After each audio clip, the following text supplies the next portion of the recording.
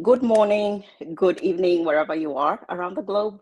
My name is Achika Biel, and I will be your moderator for today.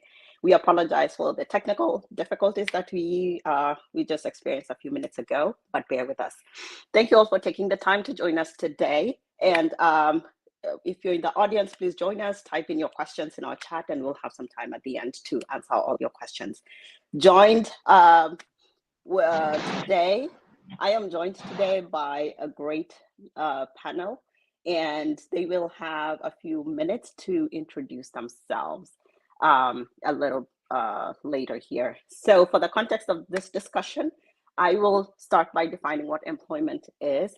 And this is the condition of having paid work. In layman's terms, employment refers to the idea that an individual has entered some form of verbal or written commitment with an entity known as an employer under certain stipulations such as payment, schedule, etc. Again, in the context of our discussion, unemployment according to corporate finance is a term referring to individuals who are employable and actively seeking a job, but are unable to find a job. Included in this group are those in the workforce who are working but do not have an appropriate job. So unemployment is usually a measure or serves as one of the indicators of a country's economic status. Okay, so we are talking about the youth. Who are the youth? In this context, again, the United Nations has defined youth as the stage that begins at 15 and lasts up to 25 years of life of every human. Although there are no precise limits in this regard, so the higher life expectancies mean that in certain aspects, people from 40 years are considered young. Okay.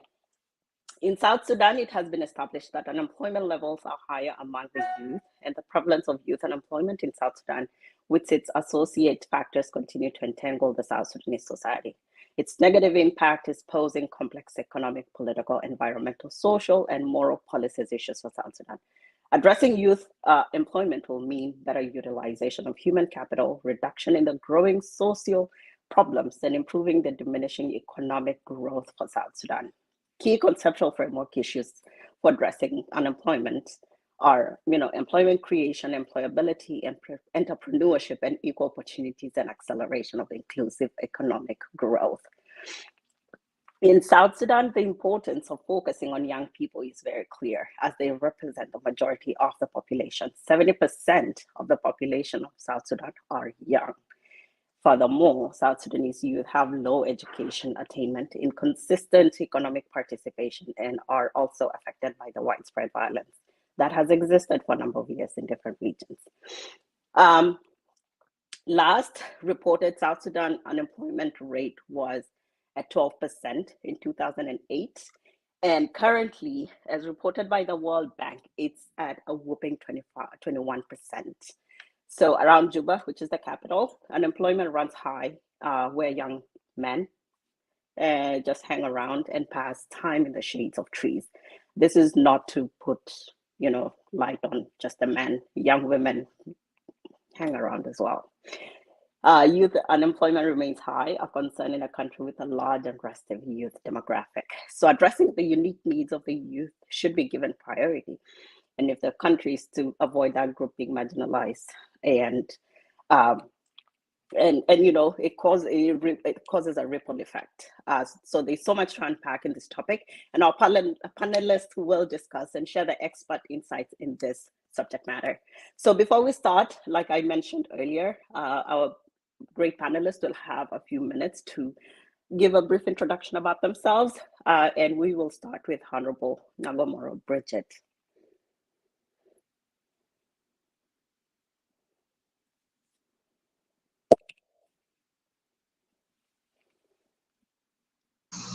Welcome on board.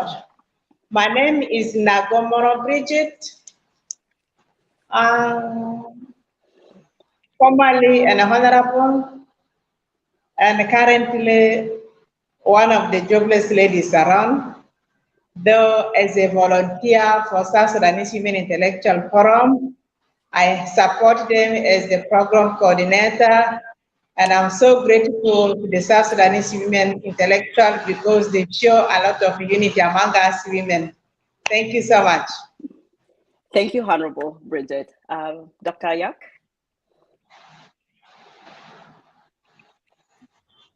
Hello there, everyone. My name is Ayak Choldeng Alak. My background is clinical medicine and surgery. I'm a clinical epidemiologist by training, but I also specialized in women, peace and security, youth peace and security, governance, and mediation. Thank you very much. Welcome to the show, Dr. Ayak. Miss Annette.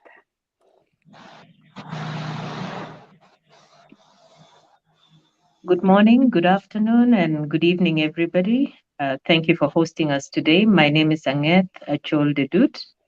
I am an HR specialist by profession. I hold a master's degree in human resource development and a first degree in industrial relations and economics. And currently, I work with the Africa Centers for Disease Control and Prevention in Addis Ababa. So it's a pleasure to be here with you today. Thank you. Thank you so much, Miss Annette, and a very warm welcome to you all. So we'll dive into our questions, and our first question will be for you, Miss Annette. Why is South Sudan having a high rate of unemployment among our youth population? All right, thank you for the question. And I think it's important to have a context before getting into why unemployment is a major issue, and specifically youth unemployment. Currently, South Sudan being a young country, we have a lot of problems in various areas.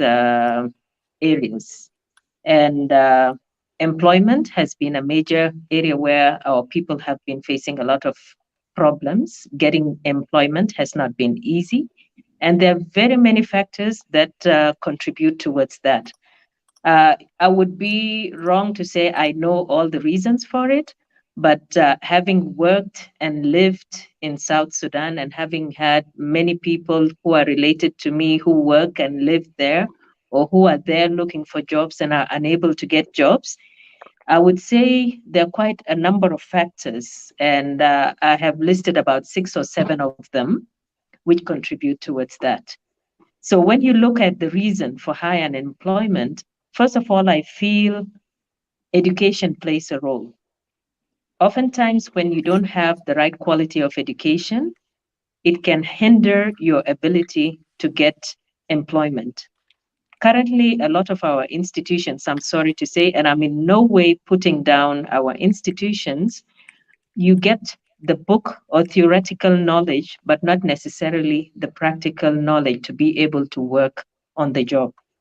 Without any doubt, there are certain professions and certain colleges or institutions in South Sudan where they are able to balance both the theoretic as well as the practical. But our current institutions in a lot of places do not prepare our people to be able to translate that knowledge into actual practical on the job knowledge, which could help them to do jobs. So this is one problem, poor quality of education. Oftentimes we have, the skill sets that are needed in the market are not available readily among our people. Sometimes we have institutions which want specific skill sets with specific experiences, but unfortunately, our people do not have those skills. I'm not saying they they lack it, but it's just that at the time, for example, when you are looking for a job and you don't have the specific skills, that could contribute to your inability to get it. Again, the policies in our country often discourage or make it difficult for people to get jobs. A lot of countries would have policies in place, the legal and regulatory frameworks, which help people get jobs. But unfortunately, in South Sudan, it's almost as if the laws are working against our people in a way because we are not protected in a way. And since you don't have the right regulatory framework to guard your interests, you end up being the victim and missing out on opportunities which would have otherwise been yours. An example I can give is, for example, when you look at our NGO sector or even in the private sector, by right, 80% of all positions should be occupied by South Sudanese. But here today, the reverse is true.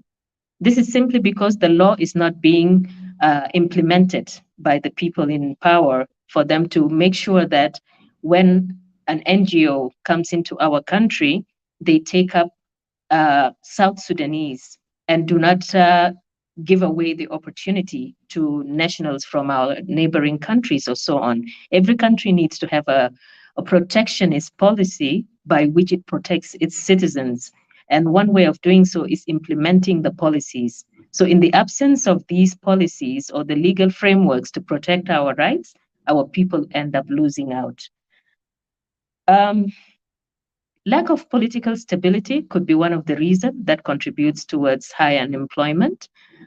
Sometimes when you come into South Sudan, for example, in some remote areas, because there is instability, people are not able to venture out into areas where normally they would have traveled. For example, in the States, people might not feel safe to apply for jobs in the States. And consequently, they end up sitting in the cities like Juba, Wau, or Malakal, where they feel secure, but where the opportunities are limited.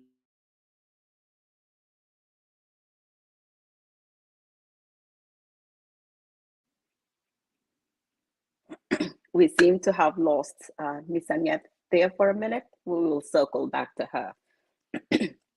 Dr. Ayak, if you are there, this next question is for you, and we'll pick up from where Miss Annette stopped off. Is it true that the youth of South Sudan are choosing not to work, instead prefer to idle and engage in other activities? Absolutely not. It's I'm so glad you defamatory. said that. Absolutely not. That's the thing. Youth are not choosing not to. There is the job market, as already explained by Agneth right now. It doesn't look good. We start with simple things. We start with the disadvantages that are just stacked up against the South Sudanese youth. It's just like the youth are set up to fail. The hyperinflation, the high cost of living, the limited exposure. I mean, other countries in the world, the Western world particularly, have this lottery system where they bring in foreigners from other countries and give them citizenship so as to elevate the way of thinking of the local population. Our way of thinking as South Sudanese has been set in a particular way. Our mindset needs a shift because there is this assumption that there are jobs that are beneath us as young people. Everybody wants to sit in an office, and not everybody can sit in an office. So there is also that element, the mindset element. There is the fact that we are not an industrialized economy. We're not producing. And so how will you be able to employ the largest section of society? There are no large scale farms. There are no industries. We're not producing anything. And so it is very difficult to have the majority of the youth working in these spaces. Where will they work in? The other thing is the INGOization of the South Sudanese job market. And this goes to the policy element, but the policy element from the INGO perspective. The flip side of the coin to what Agneth was saying is that there is this narrative that is being sold by some of the INGOs that South Sudanese do not have the technical know-how.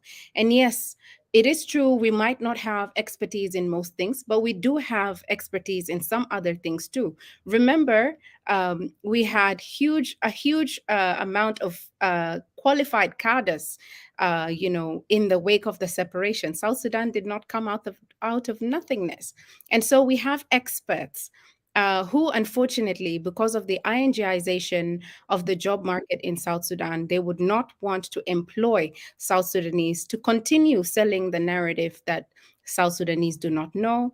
Most of the budgets in INGOs goes to capacity building, training, capacity building, training. It really beats logic because if truly the INGO policy was really to truly empower the local to, eventually phase out of these jobs, then, for instance, how long has UNMIS been in South Sudan? Why is it that there's still national professional officer positions that are still held by foreigners? Do you want to tell me that in the past, God knows how many years, UNMISS has not been able to capacitate locals to reach that level of professionalism? So there is something wrong over there. Um, Also, the SME, the small to medium enterprises, the exorbitant taxation by the Juba City Council. It really deflates one's spirit. You're out here, you're trying to hustle, you're making very little money. You want to push your wheelbarrow, or maybe you want to open your printing space, and in comes Juba City Council with the tax for this and tax for that and tax for this. And by the end of the day, you find yourself not able to make ends meet, let alone keep that shop. So what do? You would close and sit. Um, you look at the insecurity. That's just another thing altogether. There's so many levels to why insecurity is causing unemployment. I personally had a salon. I had a hair salon, and I had a restaurant in Juba. And in 2016, when the war broke out, that's it. And so, for somebody who has no alternative source of capital, I don't, if you're not coming from a wealthy background, where do you find the money to start up? Um, Getting loans from banks are very, very difficult, especially if you do not have asset as collateral. Um, you know, so it's South Sudanese. It seems there's so many things that are just stacked up not in our favor. If you work for civil service, when was the last time civil servants had salaries? And I also speak from personal experience. I worked in the Ministry of Health as a director in one of the directorates. And in an entire year, I had 4 salaries, which was less than the equivalent of $8. That is not even enough to sustain me coming to work on a daily basis. So if I choose to sit at home and save my energy, I would be called, that, oh, this girl, she doesn't want to work, so the space around South Sudanese youth, the conditions around South Sudanese youth do not make it favorable for South Sudanese youth, to find employment. We're having a huge amount of brain drain to Egypt, where they're doing manual work, and to Sudan. People are going back to Sudan to do manual housework and things like that. And then we have professionals who are leaving South Sudan as a whole to the region and to the international job market, just to get their money's worth of the service that they're offering these institutions. Yeah. Thank you so much, Dr. Yak, for that comprehensive answer. Dr. Yak, welcome back. So you were cut short, in the middle of your answer, but we will circle back to you on that. So I echo what you're saying, Dr. Are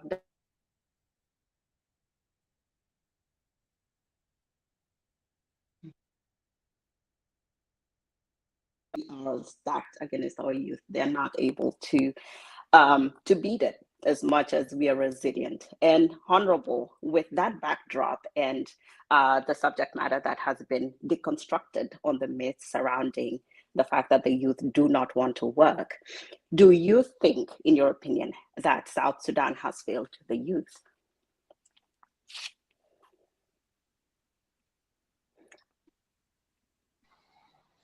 Thank you. I think it's me. It's my turn now. Is that so?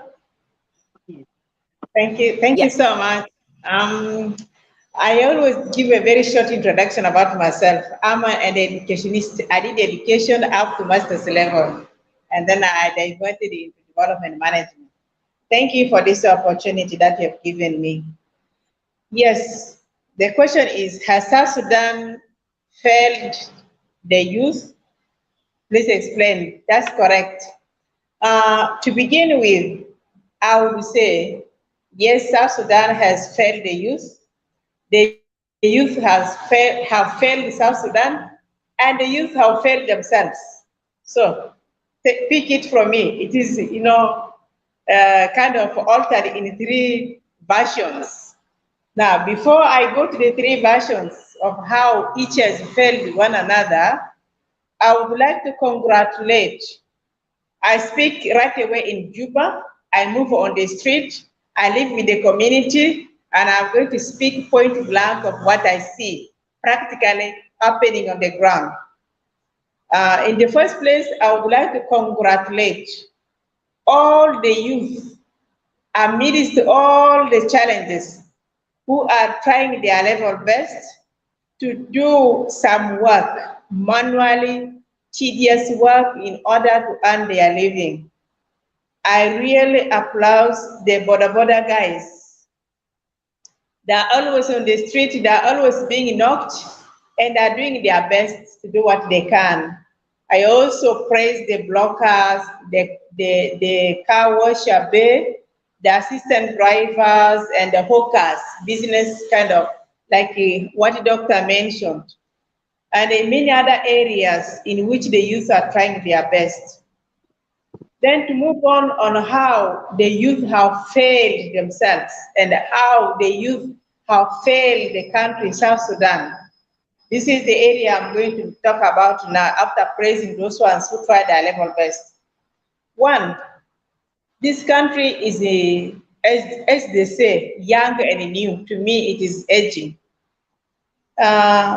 We have not done so much in the area of policy, in the area of how to set up the youth, solid ground on which they can stand to aim higher, that tomorrow when they replace us, they will be able to stand and make proper decisions. So we have the lost youth.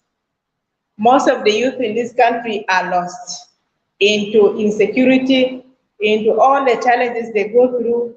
They feel like there is no future for them, and therefore they are frustrated, they go aimlessly, and sometimes it takes them into being lazy. I always don't encourage them for laziness, but today as I speak now, if you move along the street, you will find very many young boys sitting around under the tree, sitting around somewhere where there is tea, tea sellers are, doing nothing, yet they have the energy. They should be creative, think amidst all the challenges to do something for themselves. So they have resorted into laziness. And of course, having laziness sometimes takes them into criminal activities because they are frustrated. They see no end to their lives. They look around, there is nobody that can encourage them or create for them something that could take away their minds from being idle into a constructive mind that can do something practically, manually, apart from a theoretical one. This is one type of the youth that we have. Some youth hunger for white-collar jobs, which they cannot have. Not everybody can go for white-collar jobs, but they're there hanging around for this kind of job. And some other youth are being misled by some of the key prominent people in this country. How do they mislead them? Some of them use them as a mediocrity, that they send them to do a few things for them. And this used to think they are already big people. You hear them as they move around, Yazol Kabir, that means a big man, big person. But they're still young, they're not yet that big. They need to work hard for their future. Also, they're being misled by some key prominent people who take huge sum of money, whether in pounds, some in dollars, send them on the street to use them as money changers. How can a boy of 17 years sit along the street to exchange money? That is not right. So in that way, the youth are failing the country because they are being misled. Whoever, as I'm speaking now, who has a lot of money, open the bank, please leave the youth, show them or give them another way to work for themselves so that they can be able to groom well and also live a better life. So that's one of the things that also the youth are failing themselves. Some youth also can have a few opportunity to get a job either in the private sector or with an individual. Because they're frustrated, some of them end up being dishonest and therefore they're kicked out of that opportunity which which has been given to them. So the youth, as the previous speaker said, they have a lot of challenges and they have ended up having a lot of frustrations in life. Now, South Sudan has also failed the youth in a way that there is constant conflict, insecurity in this country. So how can the youth stay in peace in order to go for what they can settle themselves or get a proper job or better jobs? So continuous insecurity cannot help this country, neither the youth. Therefore, let us help the youth by signing a proper peace and leave out the issue of conflict and insecurity in this country, because the youth are the targeted group. Most of our youth disappear unanimously. We can't know what happens to them. And they cannot be also able, those who are interested in agriculture, because I'm an agriculturist, there is no way they can go very far to farm because anybody can appear and kill them. Insecurity, please, the country is failing the youth in that regard. Second point, to me, much as we praise ourselves that we have joined the East African community, we joined them prematurely. We did not prepare our youth. We did not prepare ourselves. We would have given time to prepare the youth in most of the areas, private sector, in business, and name it. When we know that our youth, our nationals are able now to compete with the other East African community, that's when we would have joined them. But joining them prematurely, when we look at it critically, it has done more harm to our youth than good, because youth of this country have just emerged from insecurity, which is still going on. They have not been trained well. They have not been able to compete. Talk to a country, the neighboring one, which is celebrating over 50 years of independence, and for us 10 years. How do you compete with such a group? They are far ahead. Therefore, in that regard, it has not helped our youth at all. Third reason, the national youth are also not really well prepared, in a way that they are being undermined. We have some youth who have gone out, the same East Africa, they started from there and came back with bachelor's of degree, master's, PhD, and so on. Many of them are here in Juba. But our fellow country cannot appreciate all of them. Instead, they go to employ someone else apart from the national youth who have come from the same place with the same certificate. To give you an example, it one time happened. They were colleagues in the same school and doing the same training. The national of South Sudan was able to persevere and acquire a bachelor's degree, but his colleague dropped in senior 3. Back home in this country, the senior 3 was employed and the South Sudanese with the bachelor's degree was laid out. So please, we have to appreciate our own, the youth. Let us employ them with the qualifications they have. It is not that all of them do not have. Most of the youth here are well qualified, competent. They have all the degree and masters. They have the experience, but they are being undermined and sidelined. And therefore, that takes them into frustration. And I'm afraid in the future, they will result into criminal and more criminal activities. Thank you. Thank you so much, Honorable Nagamoro, for that insightful, comprehensive speech. So we will move over to Mr. Patrick Godey. He joined us a little bit after we finished our introduction. I'd like to give him a few minutes to introduce himself, and then we will continue. Patrick, if you are there.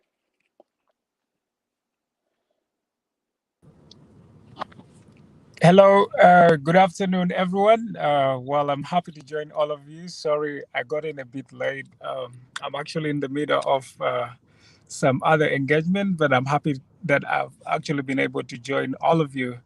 For those who do not know me, I'm Patrick Godi, and I'm really passionate about youth engagement in South Sudan, but also beyond. And the issue of discussion today is one that is very central to the work that I have been doing. And in different platforms, we have tried to raise the issue of youth unemployment and the lack of, skills development for the young people in this country, and how, if it is unaddressed in the long run, it could perhaps turn out to be one of the biggest, national security challenges that we face as a country. So I'm very happy to the South Sudan Women Intellectuals Forum for bringing this forward. And I just can't wait for the interesting insights that are going to come in from the different speakers. Already there's been a lot said. Just can't wait to add my input on that too. Okay. Thank you so much, Mr. Patrick. And we will continue with, we would like to hear your expert opinion. As you predominantly work with the youth, you've engaged with them in other activities, such as Anataban. I would like to get your perspective on this, on why the South Sudan youth are mostly unemployed. Well, looking at why South Sudan youth are mostly unemployed, I think it's different layers of problems which can actually be attributed to different actors. One of which I want to focus on, I think the major role that the government should have played or should actually be playing. When you look at the current educational structure, I think there has not been enough assessment that has been carried out to design and improve on the institutional setup, the capacity, and the quality and relevance of the current educational system, which is being offered to our school-going children, right from the primary all the way to the university. I'm one of those people who actually got to have like a different to study like different syllabus from South Sudan, and then also in Uganda. I think there is a problem when it comes to education in the country.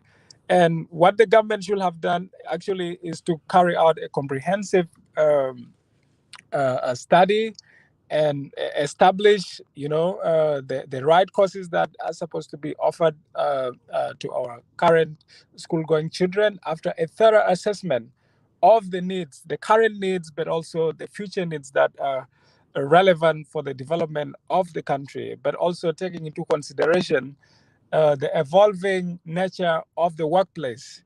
I think what is currently being given to our children is, I can say from my opinion and from observation of the children that are within my neighborhood, compared to the other countries in the region and beyond, might not actually be the best quality of education that in the 21st century school-going children should be getting. But also the level of skills in the local youth population, and then other issues like the attitudes towards employment and training have also exacerbated the problem, because earlier on, Dr. Ayak was asked a question whether young people in this country are actually idle. I don't think they are idle, and if they are idle, I think it's not out of choice that they choose to be that way. Literally, in South Sudan, we do not have a functional economy. That even if there was education in the first place, that will absorb the trained students that come out of this education system. So still, there will have been a problem because there will be no places for these, qualified students who come out of the university to begin working in. So, like I said earlier on, it is multi-layered problem, and I think the different stakeholders need to start taking up their places and recognizing, their roles and the contributions that they need to make to change this narrative, which is actually disturbing currently. I think the other thing which I could raise is the need for the technical vocational trainings. I think for the case of South Sudan, and based on my assessment in during my travels to different parts of the country, is perhaps that is a short-term solution that should be considered. And I think that one can try to merge the wide gap in terms of skills training and then also the current opportunities that exist in the market. And then also looking into how, for example, now in the long term, we can set a solid educational system and the infrastructure in place across the country now to support a holistic educational system. But we need to approach it also not through one lens, but actually embracing different approaches. For example, we know since the outbreak of conflict in 2013, uh, many of the school-going children had their education disrupted. I have been traveling around the country, and the infrastructure, the schools, the teachers' training centers, all of them have either been destroyed or out of fear of insecurity, people have fled from these areas. So how do we address all of these other challenges that are already contributing to the lack of skills and knowledge for the young people to acquire and then be able to get absorbed in the work environment? So I think it is a big problem, and maybe I think it will be important at some point for the government to spearhead a forum with experts and with also youth engagement specialists to see how we can have a program design tackling into the needs which are in the short, medium, and long term. Otherwise, I think there is no one single approach that can resolve this issue. And yet, if it is not taken into account, we risk actually the future of this country, which is already at a very alarming space right now.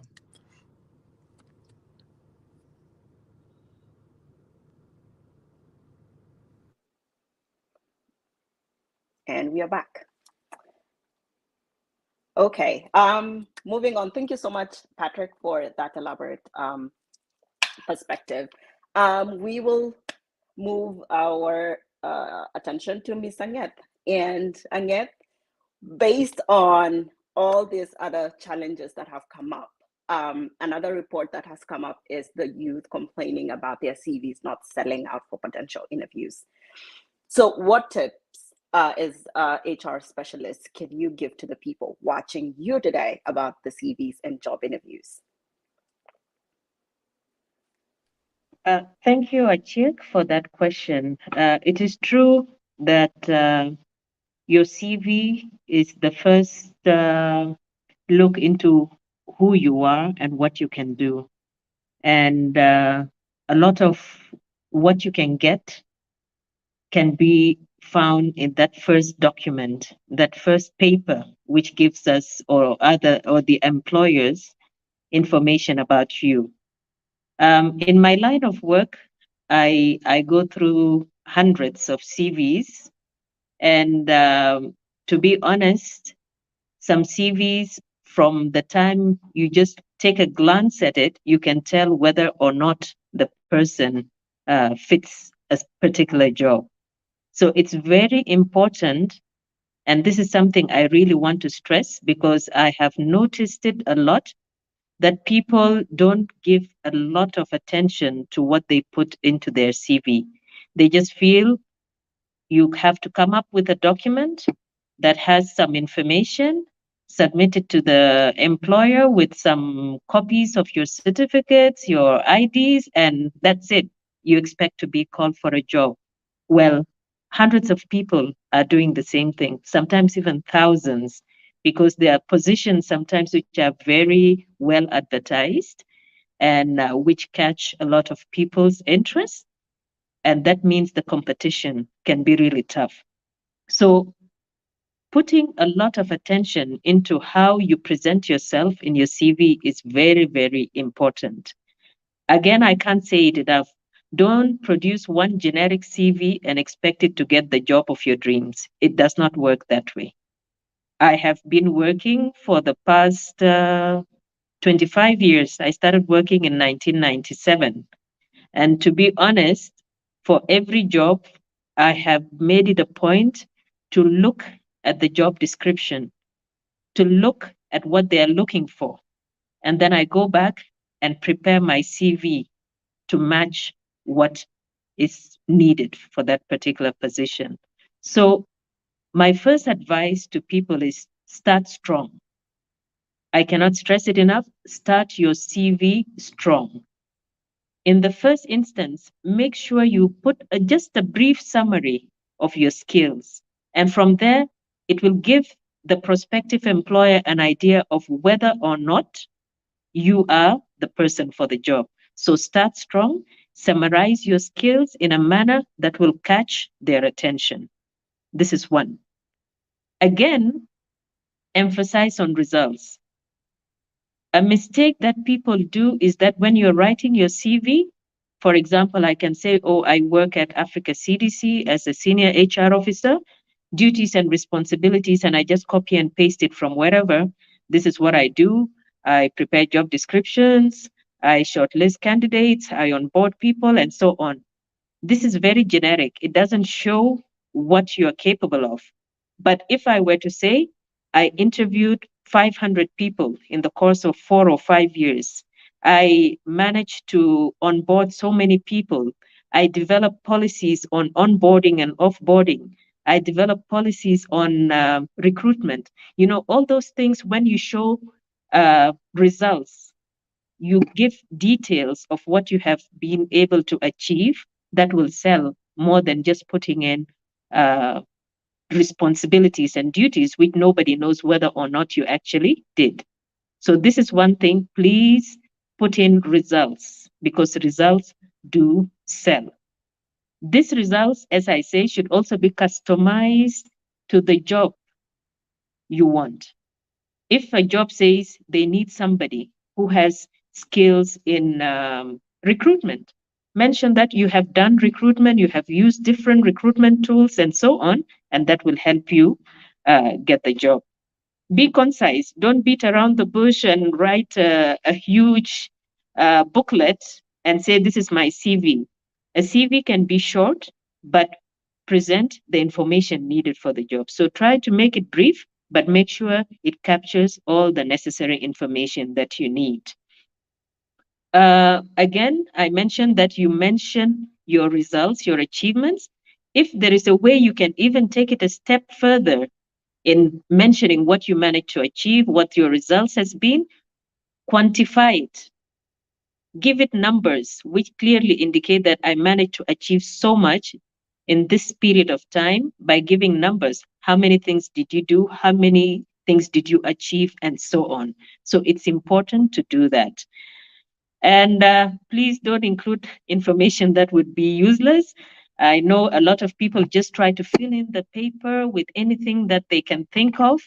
Please, it's a waste of time for interviewers. Frankly, nobody wants to go and read that you spend your time doing this or that if you can give them what they're looking for, which is mainly related to the job. People overlook volunteering. You know, sometimes when you volunteer, you gain some skills and some experiences which help give an idea about the kind of person you are or the person that you can become in the institution. So if you have done any voluntary work that you believe is relevant to the job for which you are applying, please include that. Professional affiliations. Again, once we get that degree, we think we are done. That is not enough. There are some professional affiliations and professional bodies which are always there and which a person can join to help refresh your knowledge in your area of specialization. For example, I'm a member of CIPD, that's the Chartered Institute of Personnel and Development. I might have finished maybe 15, 20 years ago. I have my degree, but that's not enough. Every year, you need to look what training opportunities can I benefit from?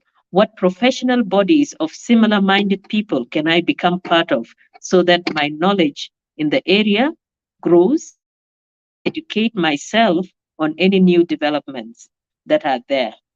Also, try to look for feedback from third party, and this can be through referees. Be careful who you put as your referee. You know, when you put referees, look for people who know you and who, when they talk about you, they can present a genuine and do justice to you in terms of your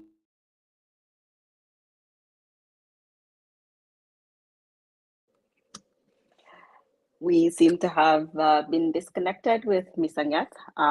Again, we will circle back to her. She has some really great pointers, especially for job seekers, active job seekers, on how they can tailor their CVs to go and represent them before they get the opportunity to go and speak for themselves. So please take those pointers and those tips very seriously, and maybe, implement them in your next search. Okay, so we will move over to Dr. Ayak, and this next question would trigger some statistics. And I'd really like to hear your perspective on this. Are female youth having more chances of getting employed in South Sudan compared to the male youth? Talk to us about this. I think all my answers start with absolutely not. No, female youth are less likely to get employment in South Sudan compared to the male. Number one, um, the fact that there are gender and development policies in most professional workspaces shows that there is a deficiency somewhere. And so a particular quota has to be reached. So that in itself is an indicator that there's a disparity of numbers, and so there is an intentional recruitment of women. uh, Additionally, women, especially young women, undersell themselves. You would find a woman with so much experience, with a wealth of professionalism, suitable for the job market. But when you compare them to a man, the male would sell themselves and package themselves in a better way, even if they have lesser qualifications. So women come into the job space with a degree of uncertainty. Um, Additionally, culture has also made it okay for women not to have jobs, or rather, let me not put it like that, for women not to have professional work outside the domestic space, because if domestic work was paid, it would nobody could afford to pay women. But yes, and because of it, women are less likely to apply for jobs. Women are okay, with the unemployment. And although our honorable said you find a lot of young men, they're also women. You don't find them on the streets, but they're there in their houses with their certificates hanging on the wall, on social media, but they are not employed. There are also misperceptions about working women due to the paradox of our culture.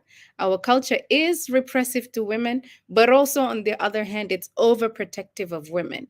And so, when there are cases of harassment in workspaces, sexual harassment and exploitation and whatnot, then families tend to discourage their daughters from joining the workforce. Women are also, young women particularly, are also less likely to apply for career development opportunities.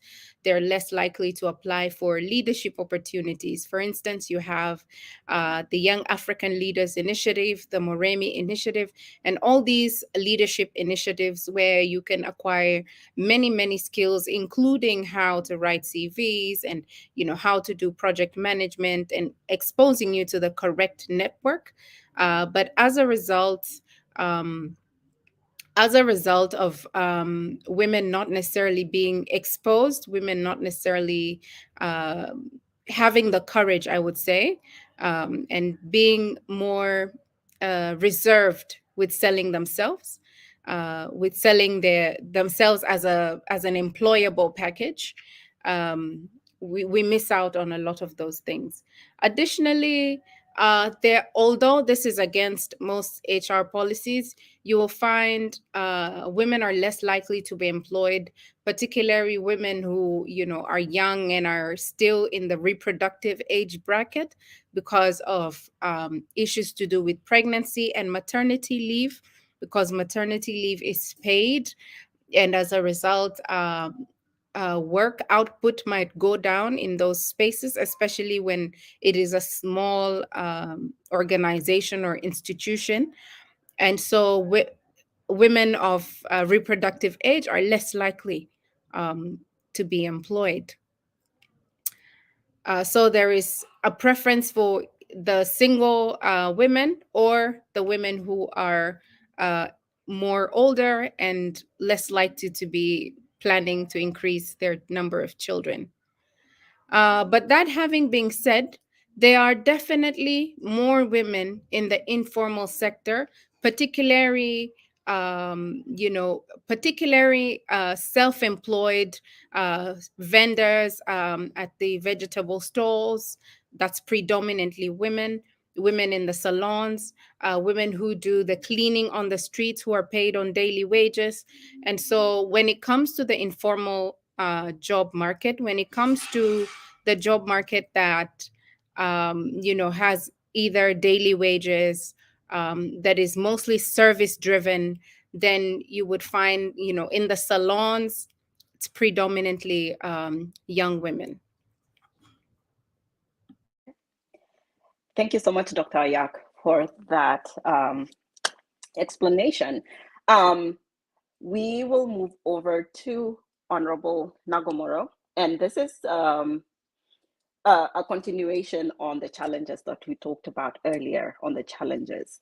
Bearing in mind our current climate in South Sudan, the economical turmoil and the instability, why do you think it's difficult nowadays to get employment opportunities? And this is just in general terms in South Sudan.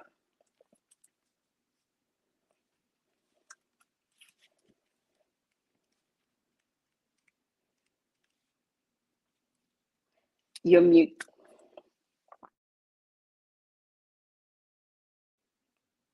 Honorable, if you can unmute yourself. Okay, thank you. Thank you. Yes, I was trying to capture you well. You would like me to talk more of the challenges that the youth are facing in getting employment these days. Is that so? We discussed the challenges. Previously. So now would like to know, bearing in mind with our current climate, why do you think it's difficult to get employment opportunities in South Sudan? Thank you so much. Thank you for that question. Yes, it's difficult to get a job in South Sudan for some factors, some reasons, which makes it a little bit difficult to get the jobs. I will always go to the ground on what happens exactly here in the country. Okay, some people may have the qualification, the experience, others may not have it. But the major issue, one of the major factors is sometimes the issue of tribalism also hinder job employment from the youth. And it gets it very difficult for someone who has nobody in that private sector, call it an NGO or whichever organization that you would like to work in. Yes, I concur with the previous speaker. CV matters. You can write, but the quality, the quantity of what they want. But again, even if you write it for those who know how to write the CV, and your tribe mate or whoever connected to you is not in that regard, you are likely not to get a job. This has been proven by so many who interact here among themselves when they apply for jobs. Some people have applied many times, and some people, they are connected very fast and they get a job. Just to give an example, on a minor level, not a major level, just minor, I think the country is trying to rehabilitate roads that goes to states. But certain roads that go to certain states, a youth from another state is not allowed to have that opportunity to do that manual work in order to earn the living. No, it is entirely the youth who live in that state. And that is why I mentioned the issue of we are not so much realistically or the issue of tribal kind of in job employment. And that takes me to the previous speaker, why ladies suffer so much. I want to say something there. Now I've talked about the tribalism. I want to say something about the female. Girls have come to me many times and tell me, Honorable, is it right that I passed the interview, I got a job? Then the person who is my employer tells me to work for 3 months and the 3 months salary will go to that person. When I complete the 3 months, that's when I'll begin to receive my compensation, my salary. Is that right? I always say that is injustice. That is not right. And some girls ask, why is it so that I have passed the interview, I am qualified, I have the experience, yet I've been asked beyond all this in regard to the ties. You understand me in quotes? So I always tell them this is injustice. Don't accept it. You better leave that job. So getting a job means so much more than your qualification and whatever best CV you can present. These are some of the factors. Then the third point is, much as we have friends in the regions who are here with us, jokingly, I hear from the youth, and I've also seen it, that all the jobs in South Sudan have been taken over by the foreigners.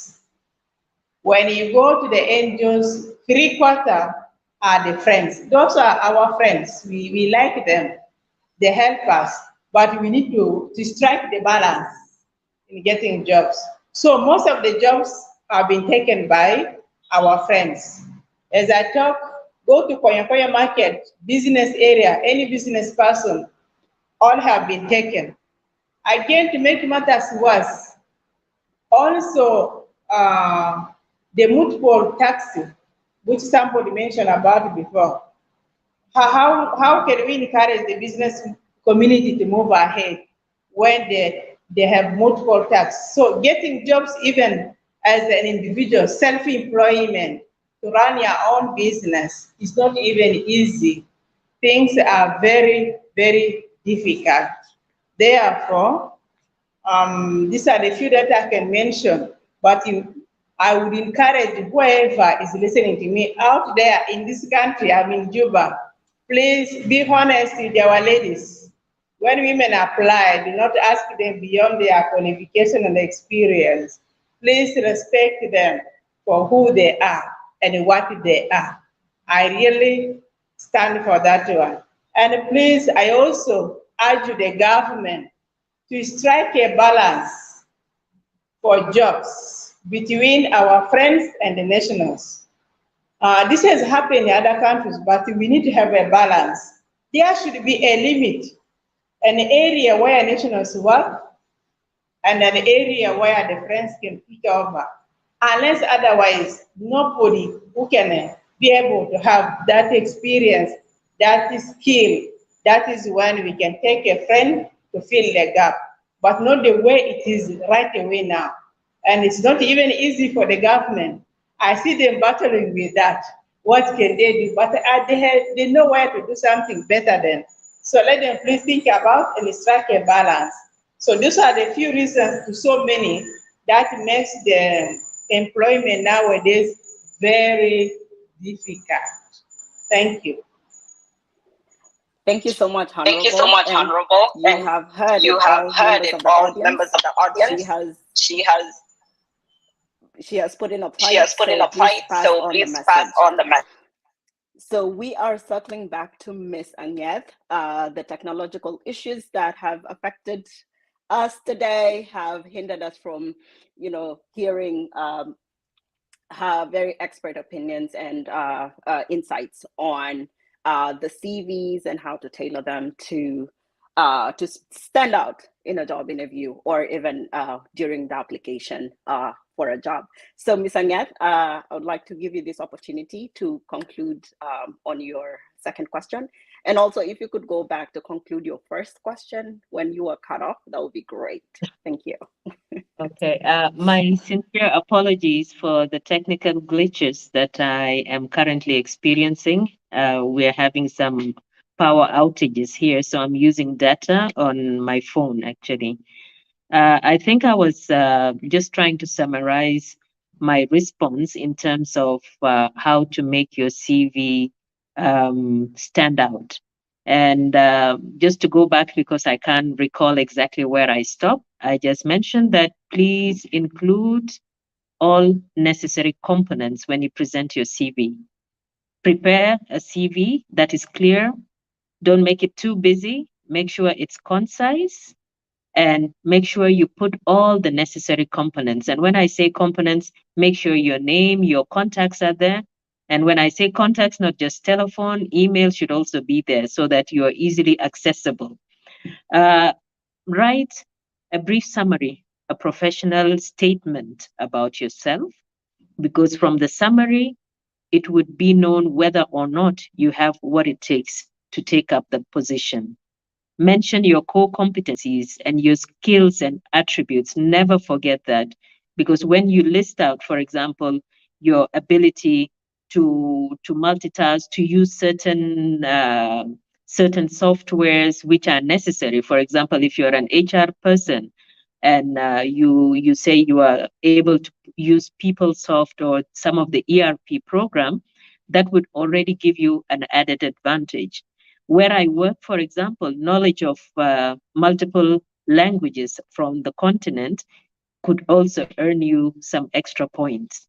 So you mentioned your work experience, education. Again, I could not stress it enough. Tailor your CV to the position.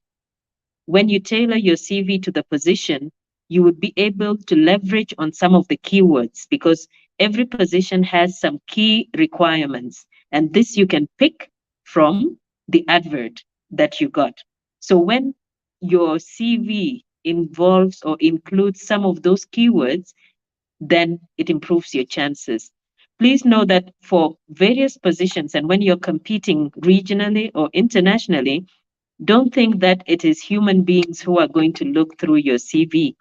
Sometimes they use some of the softwares which search for specific words. If those words are not there in your CV, then automatically you are eliminated. So please try to make sure you use some key words, some terminologies which would be linked to the position and can make your CV stand out. Again, make your achievements quantifiable. Put numbers to the things that you have achieved in the past and this can come out in your experience. Be very clear in your layout. Don't make it very busy. And as much as possible, I am one person who believes you don't need to put your photo, although maybe some employers might require that. But please just make your CV as professional and as inclusive of all the necessary components as possible, because you would be graded on each and every one of those components. You know, for us as HR professionals, we have evaluation criteria, which is derived from the advert. And that criteria takes every section of the advertisement into consideration. So when you miss one specific area, for example, you don't tell us about your educational background in detail, you lose marks there. When you don't have certain skills they're looking for, you lose marks there. Sometimes when you don't mention that you can speak English, Arabic, French, you lose marks there. So just know how to make yourself sellable by making sure your CV presents itself as per the requirements of the job. But please don't lie. Present the facts as they are. Don't don't exaggerate. Present them as they are, but sell yourself in a manner that will make you stand out among other people. Thank you. Thank you so much, Ms. Angat, for that. So, audience, please do not oversell yourself. Do not lie. Just give your accurate information. Ms. Angat, we will still continue with our discussion with you. And this is a topic that we've heard on the streets and in our daily living. We've heard so many reports from our relatives, from people that we engage and interact with on a daily. And one thing that stands out is that the complaint that comes is that the youth in South Sudan do not like entry level jobs. Pardon me. So, what advice can you give them as an expert?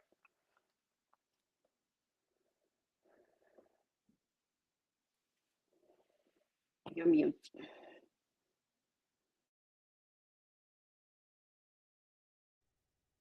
Sorry, let me say one thing. In the past, if I were to go back to the generation of my parents and maybe some of the other generations before us, you graduate and a job would be waiting for you. Most people expect that as soon as they get out of university, they would walk straight into an office where they assume the duties and start working. But today, it's a different matter. This could be attributed to different factors, population, and also the fact that there are so many people with the skills that employers can pick and choose. So it is true that there's a big problem that we have sometimes as South Sudanese. And I mean no offense, but among the things that we have is that South Sudanese tend to highlight the issue of the 3 Ds: the dirty jobs, the dangerous jobs, and the degrading jobs.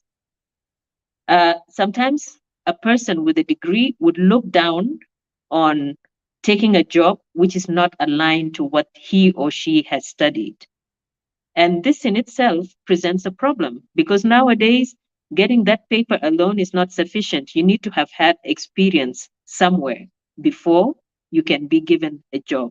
So when you say that I will not take anything except in my area of specialization, you are already relegating yourself to being somebody who would sit under a tree somewhere drinking tea.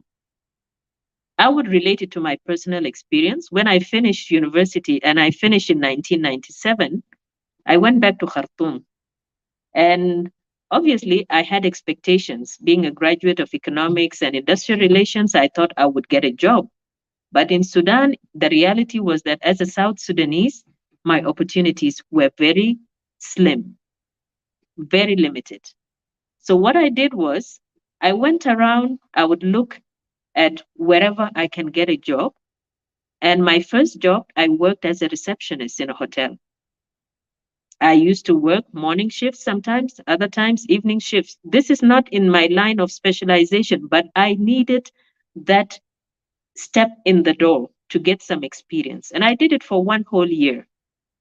The money was little, but at least after that 1 year, I've never been without a job. So I'm thankful for lowering my expectations and taking something that others would have frowned on. Why are you taking this job when you have a degree in this?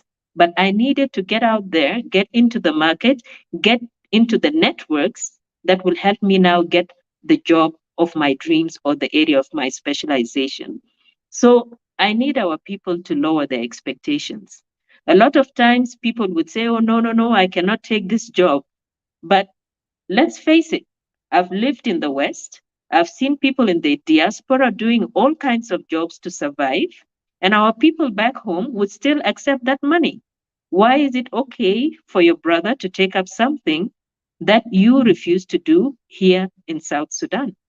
So I would urge my people, please, there's nothing called dirty jobs, nothing called degrading or dangerous. So long as you can earn an income through that job in a dignified manner, please take it up until something better comes along. Entry level jobs are entry level jobs because they are the only jobs you can get without an experience. If you are out of university today, within government, you will start as a grade 9, a professional, and with zero experience. So this is the level you can get without any experience. Through on-the-job training, through other opportunities that you get, you gain the necessary skills and experiences that will now give you the chance to look for higher level positions. So getting an entry-level job is something that people should appreciate. And I wish our government would make a process whereby people are subjected to an exam. For example, Foreign Affairs did it recently. They had interviews for junior diplomats, and that's how it should be. You enter the service through an exam. Once you're in, you undergo some training, and then you assume your role. And any promotions after that would now be at your liberty because you have already received the right training. You've entered the system the right way. This aspect of people using Ancolat and God knows what to get into the system by the back door, please, it will not serve us at all. It is always better you start small and grow in the system. I've been in the system 25 years and I'm happy. And I look forward to my retirement because at this point, I believe no job is beyond me. I can apply with full confidence, knowing that my skills will sell me. My CV would show that I've been through it all, from being a receptionist to being an undersecretary to being where I am today. So please accept what you're able to get and grow in the system. This tendency to just come from the top, please, it does not work that way. Thank you. Thank you so much, Ms. Angath. And we will put a pin to your last comment, which you said relying on the Ancolat to get your job and all. We will come and discuss it further along our discussion. So let's put a pin on there, audience. We'll hear more. We'll shift on to Ms. Dr. Ayak. My apologies. And Honorable mentioned something very interesting earlier in her discussion, and she said that the youth, the older generation have failed the youth have failed the older generation, and the youth have failed themselves. Pardon me if I changed it up a little bit. But now, I want to narrow our discussion now to how the older generation have failed the youth of South Sudan. In your expert opinion, do you think that this is true? Please talk to us about this. Absolutely. I agree with Honorable Beatrice. Am I audible? Yes, I agree with Honorable Beatrice on all the levels that, we're as youth, the elder generation has failed us and all the three layers of failure that she has explained. But just zeroing in on how the older generation has failed the youth, I think considering the older generation, the generation of our fathers, is the generation of the liberation struggle with all its layers, they had clear demands, clear expectations for our generation and the generation that we're bringing into this world. And so there is a sense of failure, there is a sense of blame, because the reason behind the liberation also included making things better for our generation, to ensure that our generation does not have to pass through the struggles that their generation went through. And so today we find ourselves walking in their shoes. Yes, the context is slightly different, but we have similar struggles. There is the situation is so unfavorable right now. It's like all the cards, honestly, are stacked up against the South Sudanese youth. Um, Additionally, there is a sense that there is a sense of treating youth as young children. They will say, you're still a young person, you wait for your turn. Yes, they would remind you to lower your expectations. But even when you have the qualifications and you deserve the opportunity, um, you are still underappreciated. Sometimes you are the last person to be picked. Sometimes because you're just because you're a youth, not because you don't qualify or anything else. Um, Sometimes you are expected to always be on a volunteer. And yes, you can volunteer for a particular amount of time, but even voluntary opportunities have incentives where you're supposed to be able to at least get back in from work. There has to be some sort of incentive. But as a young person, you're expected to volunteer. You're expected to accept whatever little pay, even if you have been doing it for a bit. Um, and there is always a sense that you do not know because you are young. So yes, there is a lot of failure in that regard, but I don't want to only blame it on the older generation. I think as a system, the system has failed us. I want to echo what one of the people watching also commented, that the older generation do not want. They are blocking the job space. They're refusing to retire because there are no pensions. They cannot afford to retire. And so, who do you blame in this instance? Uh, we cannot blame them because they're in this space, they're providing for families, they're breadwinners, they're supposed to earn, they're supposed to retire with dignity, given the service that they have offered. Um, and so there is a sense of threat. The young generation becomes a threat to the older generation who are in this space. And so they have a tendency to sometimes put you down. And honestly, it's not because of their own fault. It's because of the situation that they're all in. Additionally, uh, our older generation love to have minions around them.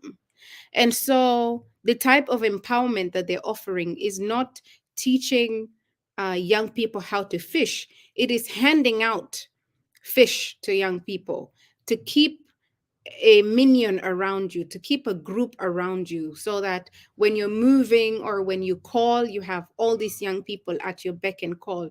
And that is a problem. True leadership really means that you empower leaders who outdo you. And that is where you have really succeeded as a leader. So that is also another point where the older generation are letting us down. I want to build on what Ms. Agneth earlier said, which is um, she said she started as a receptionist. Uh, I started as serving in a restaurant. That was the first job I ever had. And I have done so many jobs. And because of those so many jobs, you end up being some sort of a jack of all trades. Um, you know, in our context, people of our generation, given the dynamism of, you know, of the world as a whole, you are expected to have multiple skills uh, to be employable. You are allowed. It is okay to be, you know, a medical doctor and also an artist, and also capitalizing on the various skills that you have. But we find more and more the older generation discouraging the younger generation, especially when they veer away from the science and they move more towards the art. If they're an entertainer, it's not looked as something that is employable, and so you're let down. If you're a visual artist, if you're a painter, if you're a photographer, they don't see the commercial value of some of these less popular work. And so there is a lot of discouraging, there is a lot of stifling of young talent just as it buds. And so there is a lot when it comes to bridging this generational gap. And an answer to that is just more and more intergenerational dialogue on different issues between the older generation and our generation as well. Thank you so much, Dr. Ayak, for that. We will move on to Honorable. And this is where I said we put a pin to the discussion that Angep had divulged. So with the youth relying so much on relatives or on Uncle for them to get positions, I want to hear from you, Honorable. Do you agree that employment in South Sudan is more through connections and relatives? Talk to us about that.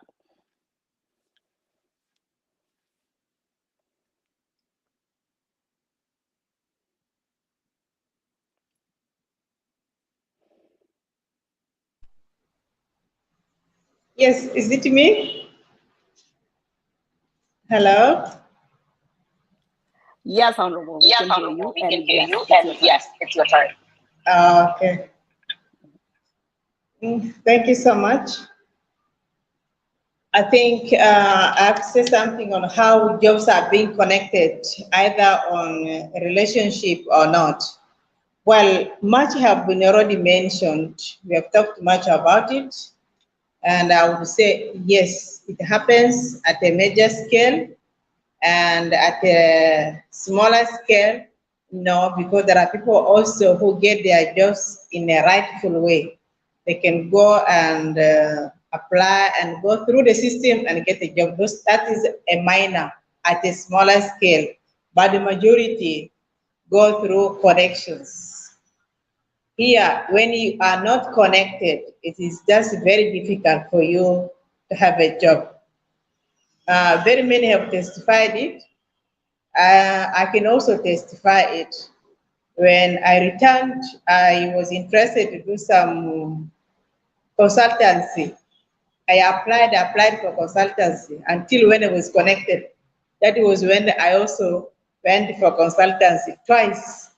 That marked the end. No more, because there was nobody connecting me. So to the bigger scale, connections really pay so much in getting people into jobs in this country. I also wonder if the same in other countries, but here you have to be connected. Of course, connected through friends, through relatives, through people you know. That happens constantly. And that's how jobs are quite often acquired here. I have already mentioned a few things of if there is a tribal relatives, if your relative is working, of course it's very easy to go through that person. And if there is job opening, if the person works with the NGOs, with any organization, private sector, if the person is in the government and there is job opening, the person can whisper to you very quickly, then and say, okay, go and find your way how to get the job. Then you can go and Google, you can go and find a way how to apply for it. That means you have already been connected. that there is something somewhere here. Please work hard in order to achieve it. So that one happens, we cannot deny it. I think much of so many things have been mentioned. I can only stop there unless I need to add my recommendation. If at all I will not be given any more chance, so I can just add my recommendation at this time if I'm allowed. Hello? I think, Honorable, I will just to take, oh, maybe you can mute. Yeah, Honorable, what you said is true, that connections appear to really play a big role in opening doors for some people.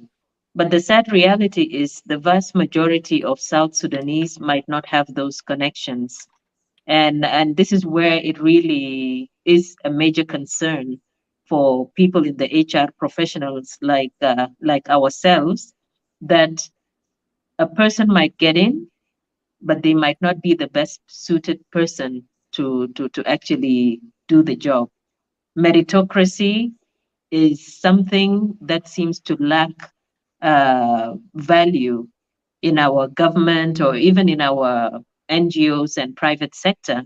And this is a big concern because this is now where a person who might have a degree, a very, very unique degree, might end up sitting somewhere jobless and might even end up harming themselves, God forbid, because opportunities have not opened for them due to not having the right connections. So as leaders, my plea to you, Honorable, and the people in leadership is something needs to be done. We really need to work hard and ensure that people are given a fair chance and that meritocracy should reign supreme in South Sudan. Thank you. Thank you so much, Honorable, and Ms. Anyat for adding on to that. My 2 cents would be connections are not bad.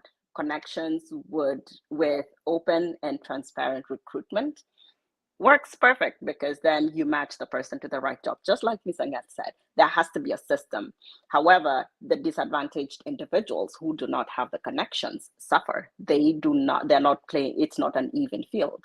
So moving on to our next question, and this goes out to all our panelists, and we'll go around. We'll start with Ms. Anyet, and then Dr. Ayak, and Honorable, you can add your insights to it. And the question to you all will be, what can South Sudan do to create more job opportunities for the youth? And Ms. Anyat, we start with you. Thank you. This is a big one. And I guess I do talk a lot on politics and on issues affecting South Sudan. And since I've been given this platform to at least share my views, I think I would seize it with 2 hands and say as much as I can in my next 2 or 3 minutes. I think most importantly, our government needs to look at provision of key capacities. We need to improve on foundational capacities in the country. We need to improve on regulatory capacities, and these are the legal frameworks and the laws. And then we need to improve on the human capacities. So how do we do that? I will not take each one individually, but rather I will talk on all these capacities that I feel are needed for us to really do away with unemployment and increase opportunities for our youth to get employment. First of all, I think we need to improve on our education. We have institutions, yes, but some institutions are just that, institutions in name. So we really need to improve and ensure that we offer diverse programs tailored to what our current economic needs are. You know, if the need is for doctors, make sure we have enough medical colleges to now train these doctors. If we need engineers, if we need businessmen, if we need what, make sure we provide the necessary skills. Not everybody should think that university education is what we need. There are skills which are needed, which could be done through vocational training centers. So through that, if we have the institutions available within South Sudan, we would be able to make sure that the courses are offered, people are trained, and they go out now to be the ones to occupy those positions rather than our neighbors from other countries. We need to invest in physical infrastructure. Again, having no infrastructure has really hindered opportunities for people to even think of starting businesses. For example, if I were to start a bakery in Juba today, I would think twice because I would need a generator to be able to run it. But if we have good electricity, affordable electricity, that is the infrastructure that can drive my process, my business forward. So having the right infrastructure in place, whether it's physical in terms of roads or the right infrastructure in terms of transportation and all those things is necessary. We also need to reduce taxes. Dr. Ayak spoke earlier at length about how small business people are suffering in Juba. Today, the city council would be taxing people exorbitant sums of money, which end up breaking their businesses because you are not making ends meet. And because of these taxes, we are not able to succeed. So there is a need to cut business taxes. And through these breaks, the money can go towards now improving and now investing more, which opens opportunities for employing more people. We need protective policies. I talked about the need for regulatory frameworks and legal frameworks. When you have laws in place that protect your people, they would definitely end up being the people to benefit from the employment opportunities. I stress this because our labor law is there, yes, but the regulations and the rules have not yet been developed. And in the absence of these rules and regulations, it's often very easy for employers who come in to overlook certain conditions and employ foreigners over nationals. So when the regulations and the policies are there and they're very clearly dictated to the institutions that are working and enforced, we would be able to ensure that our people get their rightful place to be able to occupy this opportunity. So we need protective policies to be put in place. We can go even further by not just restricting it to the laws like the labor law, but coming up with policies like policies of nationalization. I talked about it, I think, sometime last year on one of the shows, where some countries, for example, Botswana, they have a policy where preference is given to nationals and foreigners would occupy positions when they are unable to find nationals. And then the foreigner would come for a limited period of time without recourse for renewal and train a national who will take over at the end of the period. So having policies like that of nationalization would also help.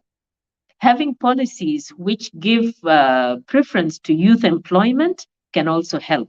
Having affirmative action for us women has been good. And I would say, let's take it further. Youth need to also have some level of affirmative action in place. Our pension system is a sham. I'm sorry to say it. I worked in Ministry of Labor and we worked on developing the law, but unfortunately, people are not retiring. It's sad to see people holding jobs until they go to their grave. And this is sad because a person is supposed to enjoy their pension and rest. But in the absence of pension, people want to stick on to the job and hold on to it. And in the process, they're hindering young people from being able to enter into the workforce because they are now the ones in the lead. So having a proper pension system in place is something that I believe can help us. And through affirmative action in favor of youth, we would be able to ensure that our youth are able to work. I think we need to also look into introduction of some of these new technologies. The world over, technology drives everything, and South Sudan cannot be left behind. If, for example, we have these job incubation centers, this can help young people grow their businesses. Through incubation centers, a person can come in and receive guidance How do you go about registering your business? How do you go about getting funding for your business? How do you run your books? How do you ensure your finances are in order? How do you pay your taxes? How do you manage your staff? How do you contract them? All these things would be covered at a minimal cost. And if the government comes up with a policy where they have incubation centers, our youth can benefit from it, spend time there, because the whole idea is to protect them in that period when they're setting up, so that by the time they gain the right experience, they can go out in the world having the right skill to manage their business in the right way without failing. So I would urge the government to please look into innovative technologies that can help young people grow and learn while protected by centers such as incubation centers that will guide them. Again, there's dignity in labor. South Sudan is full of jobs. We have a lot of jobs. In fact, I tell people sometimes if I use the same hours that I spend on the job here where I'm working, in South Sudan, I would be a millionaire. Because in South Sudan, you do something small, you can make money with very little effort.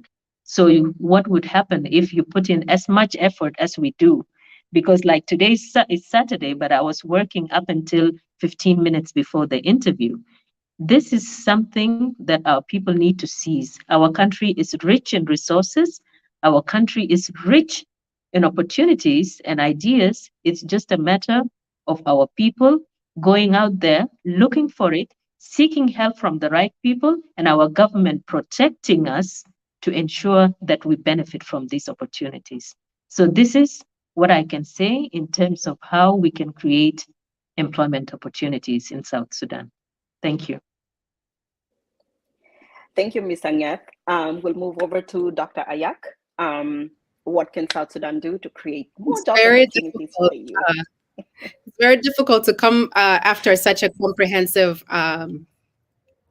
feedback from Ms. Anyet, but I will just maybe add additionally addressing the insecurity, addressing the compounding factors, ensure that those who are working for civil service are paid.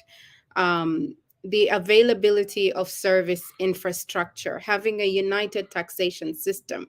As young people, additionally, galvanizing the current youth development policy that is being tabled by Parliament. I mean, yes, it has taken quite a while. The policy was kicked off in 2014, and it's just seeing light of day. It's just been tabled in Parliament. But the youth development policy is such a comprehensive document that really, if passed, the young and implemented, then the young people of South Sudan have a lot, because employment and education, entertainment, and are some of the pillars that are listed in that youth development policy. So that means standardizing education that can create employable youth, but also an education that can create innovative youth. And that is, of course, by broadening the education syllabuses to include, modern technologies. I mean, young children right now are doing coding in school levels on computer programming. So why is that not happening in South Sudan? Additionally, we have the Enterprise Development Fund. Yes, the peace process, I don't know where that implementation is going. I don't want to get political, but there is a vision for an Enterprise Development Fund and a Youth Development Fund, which both work in favor of young people. And so then it would be for young people to be on the watch out to ensure that there is a very clear criteria that makes it accessible to those that are most in need.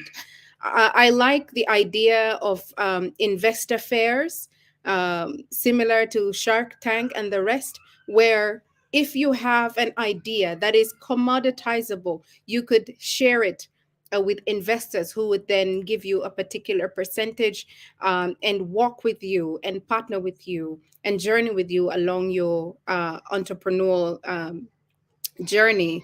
Additionally, to fixing our local employment policies to ensure that locals are protected, INGOs must have exit strategies. Donor countries have to make foreign feminist development policies, because when you speak to the INGOs, they will tell you this. Well, this is our mandate and this is the policy of the donor entities. And so we go back to the countries, the donor countries, to make feminist foreign development policies to ensure sustainability plans that ensure skill transfer to capacitated locals. And so, yeah, to me, I end my submission here. Thank you very much. Thank you, Dr. Ayak. Honorable Bridget, I would like to hear your voice on what South Sudan can do to create more opportunities for the youth.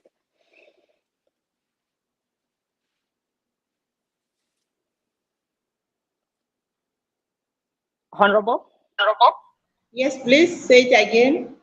Okay, so would like to get your voice on this. What can South Sudan do to create more job opportunities for the youth?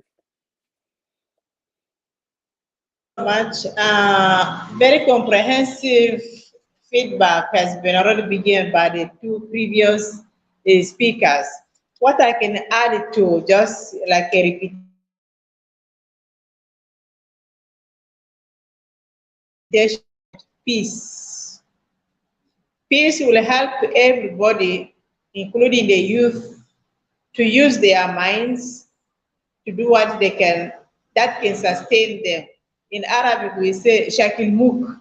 So it helps everyone to think better, whether at midnight or whichever, to do something.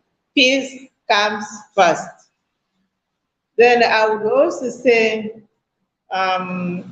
if South Sudan can have an open space for the youth, just like the previous speaker, whether in the private sector, whether in the government, and to train them, to help them, to employ them should be a priority. It is in that area that they will be able to, many of them, not only a few, because we employ one youth and we think all the youth is within that single person. No, we need to have a good number of the youth. So the government must create a ground, a space for the youth to have that opportunity. The government should also exempt the youth, the nationals who are struggling by themselves to come up in the area of business. They should be exempted, the national youth and the national personnel who are trying in the area of business. Exemption is my point for them, so that they can be able to develop themselves better. Infrastructure and security has already been mentioned, which is very important for the youth in order to develop. Certain jobs must be left for the nationals, for the youth, and that must come out from the government. Like the previous speaker mentioned it, certain jobs according to the policy of the work should be done like the example she gave from other countries. At a certain level, to a certain point, that should be left for the nationals only, for the youth. And then other parts of the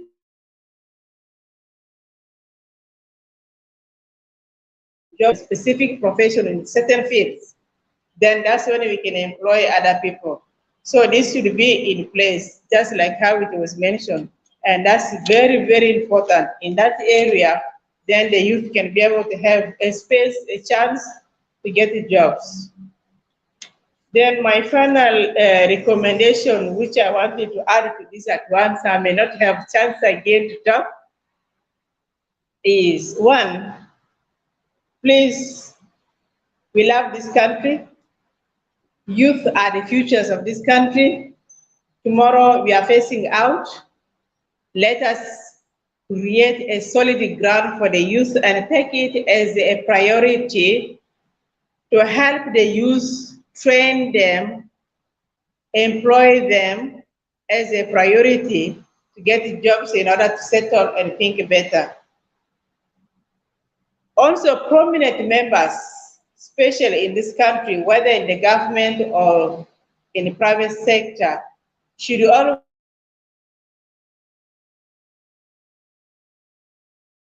they need encouragement. Talk to them, and also talk to them about the importance of work and do it practically. Encourage them to have more ambition, to be ambitious, aim higher, and let them know that they are the ones tomorrow to lead this country ahead. But how will they lead? We need to set a ground for the youth. These are the futures of this generation. For example, the dropouts who are running around with the border. Today, allow me to say this to the government, whoever a well-wisher out there, please organize a seminar to train them on how to use the roads, road users. Please don't neglect them, they are very important. And I would also like to address the government on the issue of follow-up. Implementation is an issue. Like what the Minister for Humanitarian Affairs mentioned once, that 80% of the jobs must be given to the nationals, the youth. But when they say it, they don't follow it. In following it, that's when you get to know that whether this word you have spoken is implemented. Please, our government, you must take it upon you to do some follow-up. Ensure that this 80% is implemented. In that regard, it will help you and help us get to where we want to be. Another recommendation I want to make very strong, two more. And then second last is, I've been wondering, my fellow government people, you are listening to me right away now. According to my observation and many more people out there, our national IDs are no longer with the nationals. Our passports are no longer with us. When time comes for employment, all of us with our friends carry the same national ID and passport. How would they distinguish who is a national and who is not a national when all of us are holding the same national ID? This is another challenge. Please, I don't know how you can handle this. Over thousands and thousands are having already the national ID. Please think about it as a government. How will they distinguish when you say 80% to the youth? Which youth? All of us are having this ID. It's a challenge. Then to my beloved youth, as it was mentioned earlier on, do not select jobs.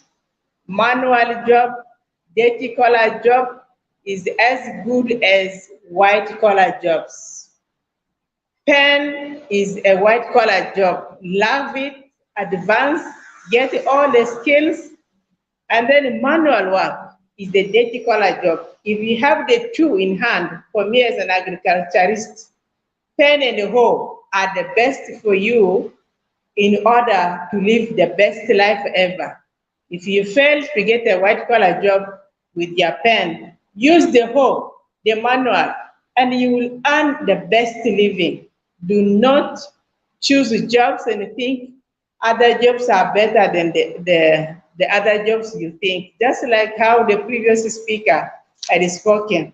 That's my strong comment to the youth. Today, think about it, embrace all types of work, and this will take you to the higher point you wish to reach to.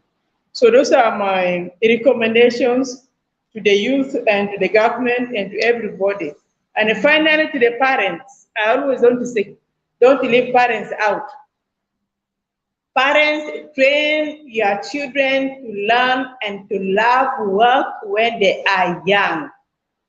The government cannot go to train a kid with you when you are a parent at 0 age up to 15 teenagers. Parents, that is your job. Let them love work, and you do it also as an example as a parent so that they're able to pick it up from you. Thank you for this opportunity. I appreciate it so much. Thank you. Thank you, Thank Honorable you, Bridget, Honorable so much Bridget, for so that. much for that. Um, before we come Before we to, come or to, before we or conclude before we our interesting conclude our session interesting today, session I today, will give our great panelists about 2 or a minute each for their parting shots and final comments. And we will start with Ms. Anget.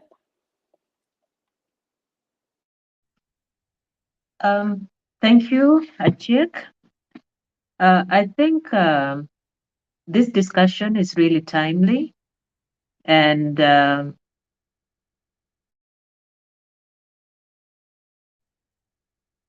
hello, can you hear me? Yes, we can hear you. Okay, sorry, I think the network is cutting from my end. I was just saying that this discussion is a timely discussion because the issue of youth unemployment is something that has really plagued our country from as far back as I can remember. Youth have suffered enough. Youth deserve a break. Youth are the future of South Sudan. And if we truly believe that they are the future of our country, then we need to do something. And when I say we, I'm talking both the private sector, the public sector, the INGO, everybody. It's our collective responsibility to do something about it because the future of our country depends on the youth. And I'm talking here youth as in the real term as to who is a youth. Those who are of workable age up to the age of 35. Most of us, we are almost on the way to retirement, so I don't consider myself a youth anymore. And we should be making room for the younger generation to take over.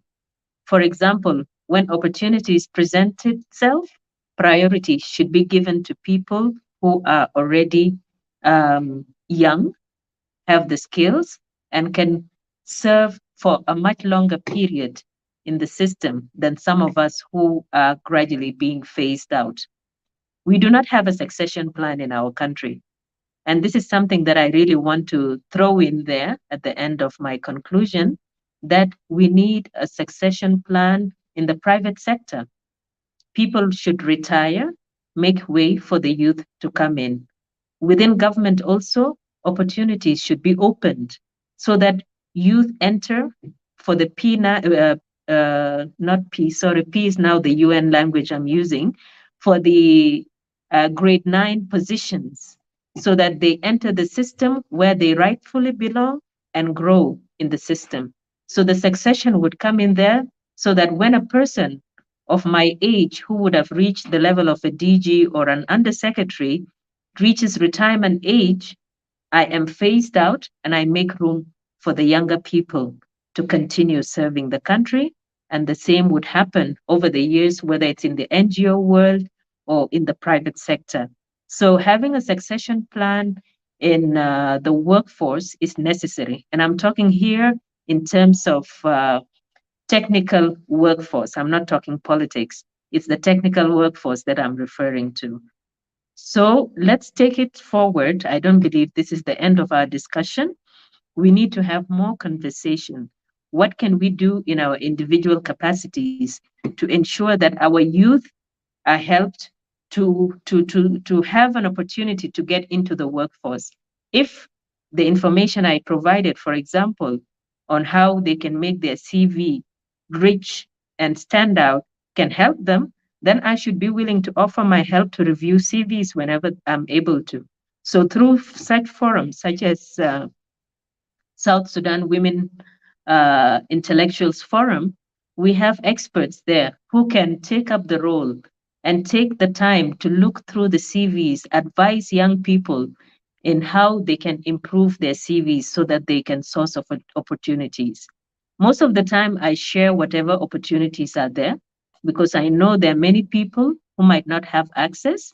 And through such websites where we have young people, I put up these opportunities for them to try their luck and compete. You know, South Sudan is underrepresented in a lot of fora. When you look at the African Union, for example, we are among the underrepresented countries. When you look at the African Development Bank, the World Bank, the IMF, the UN, we are underrepresented. These are areas where we can compete and get opportunities. So for our youth, I would like to implore them not to give up, to explore the opportunities that are there, to see ways of capacitating themselves better by enrolling in whatever training opportunities relevant to their area of specialization, and to do any work that is there. Sometimes when you volunteer, you don't know what would end up turning up into a full-time job. So please take up the opportunities that present themselves and make use of them in bettering yourself. So to them, I wish you all the best, and thank you very much for giving me this opportunity. Thank you, Ms. Angeth. Dr. Ayak, give us your I'll parting just thoughts. add, yes, I'll just add that we need to make work spaces safer for women, for young women, make it inviting, have strong sexual harassment policies with strong punitive action. When somebody is punished for their wrongdoing, it instills trusts in these institutions. I also want to echo that there are so many external opportunities, and we need to capitalize on those. We need to, I love to echo that Junub da Haggana, South Sudan is ours as young people. We need to take up ownership of our country and responsibility towards our country. That means in whatever capacity that we are in, we need to reflect our country in the best of lights to open the door for others. We also need, as young people, you also need to projectize yourself, self-critique, know your weakness, and build yourself. If you're willing to work on somebody else's project, imagine the amount of time that you would do it for yourself. If you make yourself the project, empower yourselves, find books, search for skills, but most importantly, get a mentor, get mentors that will help you work and grow and be the best version of yourselves. I take this opportunity to thank the South Sudan Women's Intellectual Forum and yourself, a very, very able moderator, Ms. Achie Kabiel, and my co-panelists. Thank you so much for the opportunity. As always, the conversations must go on. Thank you so much, Dr. Ayak. And Honorable, we move over to you for your parting shots and comments. My final comment is only to thank you so much, our moderator. You've been so great, so lovely, and taking us through all this conversation in a very practical way. Thank you. My fellow panelists, I've learned so much from you, especially the lady from the HR department. Thank you so much. Our young doctor, I really thank you so much. It's been a pleasure for me to have you on this panelist as we discuss together. Hope to meet you in person one day, one time. Thank you so much. And I thank the South Sudanese Women Intellectual Forum, as I also help them as a volunteer and as a program coordinator. This is one of the significant organizations that does not segregate. It brings everybody on board across and in diaspora. I admire SSWI, and I admire the founder and all the senior members of this organization. So I only say thank you so much, Isabel. I appreciate it. Thank you so much, Honorable. And there you have it, ladies and gentlemen. We have come to the end of this interesting discussion. I would like to thank our great panelists for taking their time to participate in this conversation. My big thanks to everyone out there tuning in for this discussion today. And I would like to thank our team members working behind the scenes, especially the UN Women, for providing the internet for our great panelists in Juba and a safe space for this discussion. We have now come to the end of our show. Good morning, good evening, and good night to all of you wherever you are. Thank you, and may God bless you all. Bless you too. Bye-bye.